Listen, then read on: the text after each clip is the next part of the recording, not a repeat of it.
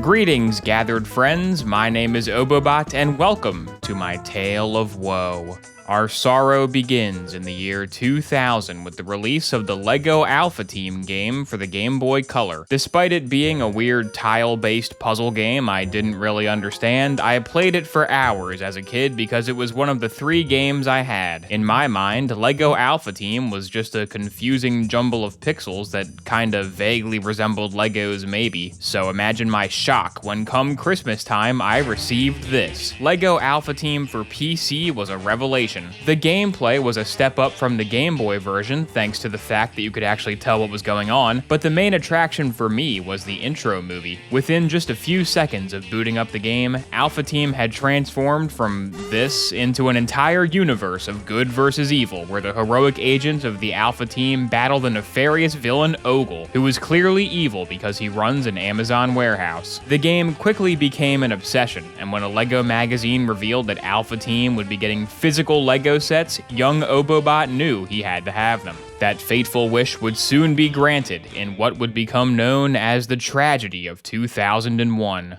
No, it's not that tragedy, though believe it or not, we will be getting to that one later. The 2001 tragedy I'm referring to took place on the date of young OboeBot's birthday party. Sure enough, my parents had bought me LEGO set number 6772 Alpha Team Cruiser. With great excitement, I cracked open the box and dumped out the pieces, only to be met with disaster. For after all the pieces were laid out atop the kitchen table, I discovered that a piece was missing. It was part number 30360, aka the jet engine piece. That meant that this twin-engine craft was missing one of its engines, and so the set I had waited so long for could not be built. To make matters worse, this was not an easily replaceable piece. It had only just been created as part of the first wave of LEGO Star Wars sets. In fact, these 2 sets were somehow the only ones to include this piece in black until 2009 Space Police brought it back. I would end up buying that Space Police set, which is where my second black engine piece comes from, but that was 8 years away. For now, young OboeBot was out of luck. Or was he? You see, back in the good old days before dark bluish gray, LEGO sets used to come with pictures on the box and manual suggesting alternate builds that could be made out of the set's parts. And wouldn't you know it, one of the alternate builds only required a single engine piece. And so, after some initial crying, young OboeBot regained his composure and set out to build this thing. I'm pretty sure I quickly gave up though, because I was also gifted Stuntman Catapult, and Stuntman Catapult is way more fun than an incomplete Alpha Team set.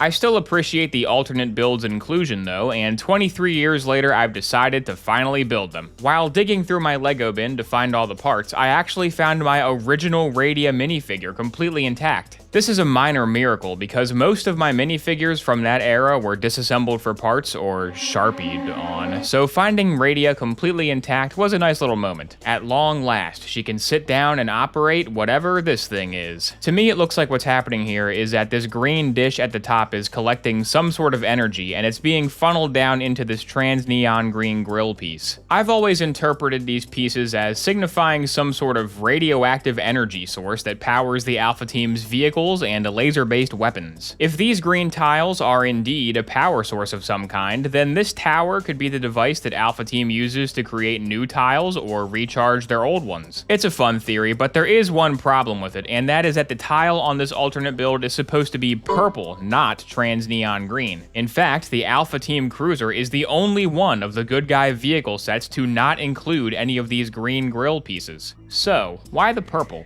Well, in the first wave of Alpha Team sets, each agent has a specific color associated with them, and their corresponding vehicles all have these colored grill pieces on them to signify who uses what. This is a fun little flourish that gives the otherwise very similar looking vehicles a little pop of personality. A lot of LEGO themes will just give the blue guy his own blue vehicle, which is a perfectly fine way to go about it, but I like how you can easily tell at a glance that Alpha Team is a unified fighting force. So if the purple tile is Radia's signature piece, maybe she uses the laser tower to to construct similar tiles for the rest of Alpha Team. That would mean this thing's a glorified tattoo needle for cars that Alpha Team uses to ink up their rides, which is a funny visual and thus now canon. With the mystery of the laser tower mostly solved, let's take a look at the second alternate build. This small boat is very similar to the main model, except it swaps out the twin engines for a little more bulk in the rear. Honestly, I'm not a huge fan of this model because of how weird the back of the boat looks in profile. The laser rods are also placed precariously close to the operator's head. I know Radia is a laser expert, but she might want to reconsider this arrangement. One small bump in the water and she's going to end up looking like a Ogle drone. The final alternate build is a lot safer looking. Not only are the laser beams no longer pointed directly at the driver, but also said laser beams now have a fire piece coming out of the back of them, which automatically gives them a plus 500% damage bonus. Radia doesn't even get the windshield piece in this build. It's just assumed that she'll blow up whatever's in front of her long before it gets a chance to hit her in the face. This whole build reminds me of something Kid Me would make after discovering this pointed front technique and then just slapping the rest of the pieces together into a janky vehicle to justify said technique's existence. I admit this was the alternate build I was the most skeptical about, but after building it myself, I gotta say, I love it. It's just 100% pure, angular, blocky, early 2000s Lego goodness. Not a single rounded off slope piece in sight. I guess we'd better finally get around to talking about the main build, huh?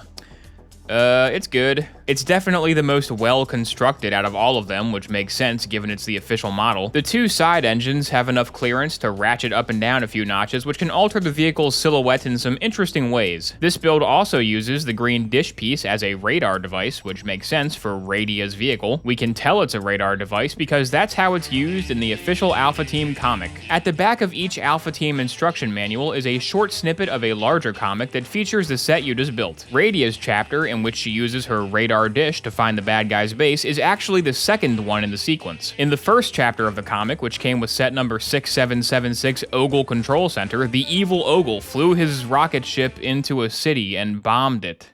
And when he gets back to his lair, he begins planning attacks on other major cities. And this set came out what year again? Oh no. Yeah, it should come as no surprise that LEGO decided to retcon this plot point by redoing a few of the comic panels. The panel where Ogle is flying towards the city had Dash's Alpha Team helicopter inserted into it. The next page depicting an attack on the city was completely replaced. Instead, Dash now uses his helicopter's winch to smash Ogle's cockpit, causing his rocket to crash harmlessly into the ocean. One of Ogle's minions retrieves him and takes him back to his base, where the "Which city will Ogle attack next?" puzzle has been replaced with a "Which path leads to the wreckage of Ogle's rocket?" puzzle, so the offending comic panels were taken care of. But there was another problem. Turns out the back of the Ogle Control Center box had a picture of the comic on it, and of course, one of the panels shown is the one where Ogle is planning to attack New York City. For future production runs of the set, LEGO would simply change the box's printing to show the new comic instead, but what about all those boxes they already printed? It'd be a shame to just throw them away, right? There had to be something they could do.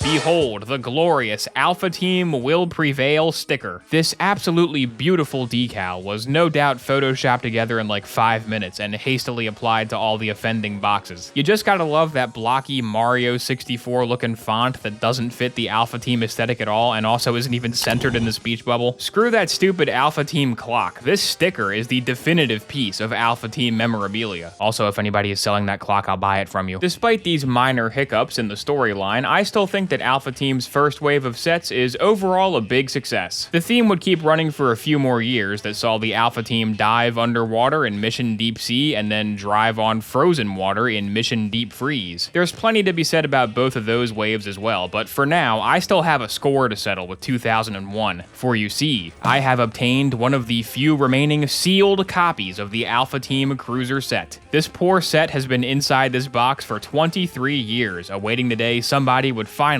crack it open and build it. The only question is, will all the pieces be included this time, or will I yet again become a victim of the dreaded missing engine piece? I have waited over 2 decades for this moment. Here we go. Crack the tab open. There it is. Come on, big money. Come on, radio. Let's see. Here's the bag. There's 1 and 2. Ladies and gentlemen, we got 2 engine pieces. Let's get this thing built.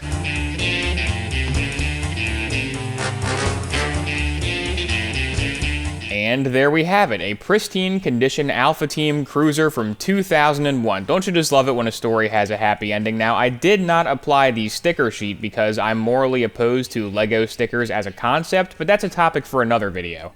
Thanks for watching the first of what is hopefully many videos to come here on the OboeShoes Bricks channel. Big thanks to Maniac for Bricks and to Emma for letting me use some of their pictures of the Ogle Command Center box. Thanks to Callan LOF for the design of OboeBot. I pretty much just copied one of his builds exactly and put a Galador head on it. Thanks to Thoughtful Train on the RR Slugger Discord server for coming up with minifigure OboeBot's head design. And finally, huge thanks to RR Slugger for inspiring me to finally make some Lego videos. If you've seen any of Slugger's videos before, you know that this video was pretty much an exact copy of his, so go watch them. They're very good. I've been your host, RR OboeBot, and I'll see you next time for more Alpha Adventure Deep Under Team.